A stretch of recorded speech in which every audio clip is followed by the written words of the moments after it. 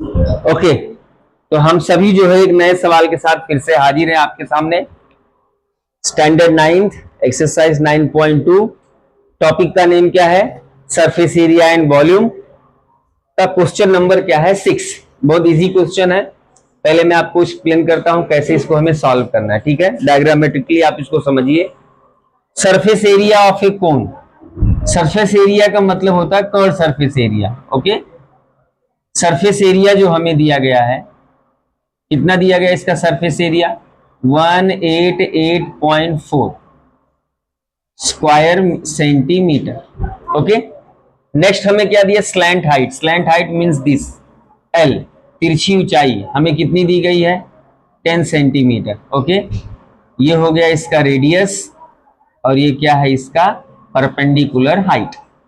तो हमें रेडियस भी फाइंड आउट करना पड़ेगा और इसका परपेंडिकुलर हाइट भी फाइंड आउट करना पड़ेगा। ओके, नाउ अब पहले आप इसको समझिए स्टेप बाय स्टेप कैसे हम आगे बढ़ेंगे।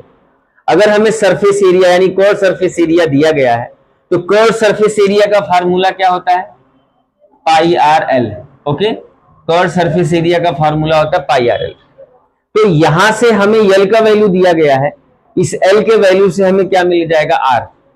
और जब हमें रेडियस मिल जाएगा तो वी नो दैट कि ये हाइट जो होता है, परपेंडिकुलर हाइट क्या होता है? बराबर परपेंडिकुलर होता है हाइट।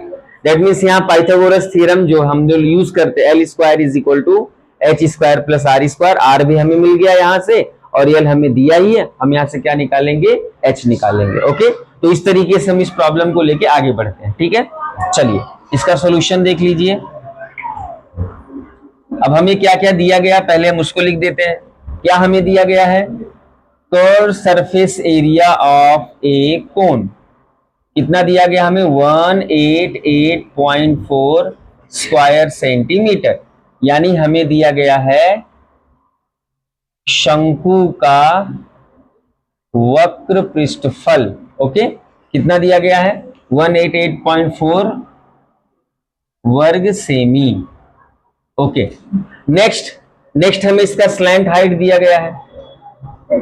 स्लैंट हाइट कितना दिया गया है? 10 सेंटीमीटर, यानी जिसे हम क्या कहते हैं? तिरछी ऊंचाई, दैट इज एल। एल हमको कितना दिया गया है? 10 सेंटीमीटर। और पहले हमें, जैसे मैंने एक्सप्लेन किया, पहले हम आर फाइंड आउट करेंगे एंड देन उसके बाद जो हमको एक्चुअली फाइंड आउट करना है वो है perpendicular height, that is the H. हमको ये एच क्या करना है? फाइंड आउट करना है, यानी लंब ऊंचाई जो है, दैट मीन्स एच क्या करना हमको? फाइंड आउट करना है। ओके, तो हम स्टेप बाय स्टेप आगे बढ़ते हैं। अब सबसे पहले हमें कर्व सरफेस एरिया का फॉर्मूला यूज करना है। कर्व सरफेस एरिया ऑफ ए कोन क्या होता है? Pi R L. देखिए मैंने यहां पे बताया है, यानी शंकु का वक्र पृष्ठफल क्या होता है? Pi R L. अब ये वैल्यू हमें क्या किया? गिवन में दिया गया, तो क्या हो जाएगा ये? देयरफॉर 188.4 इज इक्वल टू, पाई का वैल्यू हमें दिया है 3.14 इंटू आर हमको फाइंड आउट करना है, एंड एल का वैल्यू हमें कितना दिया है? 10। ओके, अब देखिए ध्यान से, पहले हम क्या करते हैं? 10 को इसमें मल्टीप्लाई कर देते हैं। क्या हो जाएगा ये? 188.4 equal to 31.4 into R. Decimal 2 digit से 1 डिजिट पे आ जाएगा। अब हमें ये आर का वैल्यू फाइंड आउट करना है। ओके, तो ये आर का वैल्यू फाइंड आउट करने के लिए क्या हो जाएगा? देयरफॉर अगर ये हो जाएगा 188.4 अपॉन 31.4 इक्वल टू आर। अब 1 पॉइंट के बाद डेसिमल, 1 पॉइंट के डेसिमल, दोनों डेसिमल क्या हो जाएगा? कैंसिल हो जाएगा। एग्जैक्टली हमारे पास क्या बचेगा? इसको मैं थोड़ा इरेज कर देता हूं, हमारे पास स्पेस हो जाएगा। देखिए अब हम क्या करेंगे? R is equal to 188.4 upon 314, correct.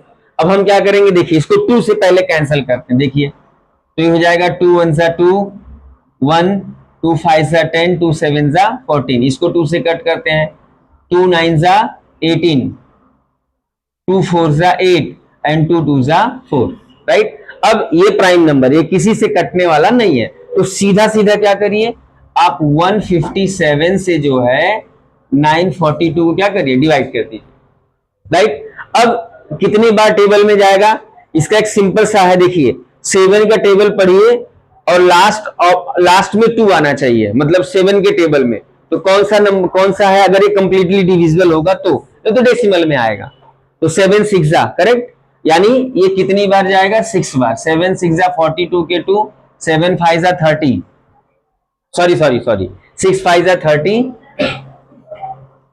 And 4 क्या हो जाएगा 34, 6 1 जा 6 3 9, देखिए एक कंप्लीटली क्या हो गया डिविजिबल हो गया।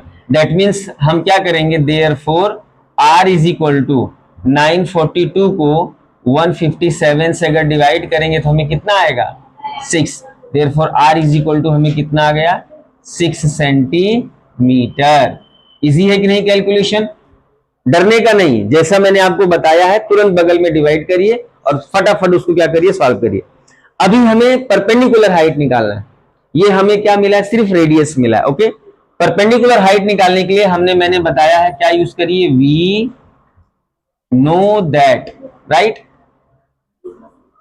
हमें ज्ञात है कि क्या ज्ञात है हमें, L square is equal to R square plus H square, therefore L का वैल्यू हमें कितना दिया 10, आर का वैल्यू कितना अभी हमने जस्ट निकाला 6, और हमें ये h का वैल्यू क्या करना फाइंड आउट करना है, क्या हो जाएगा 100 is equal to 36 plus H square, 100 minus 36 is equal to H square, therefore we get H square is equal to 64, therefore h is equal to square root 64, right, and h is equal to 64 किसका square root होता है 8 का, right. तो this is our last answer, क्या हो जाएगा, therefore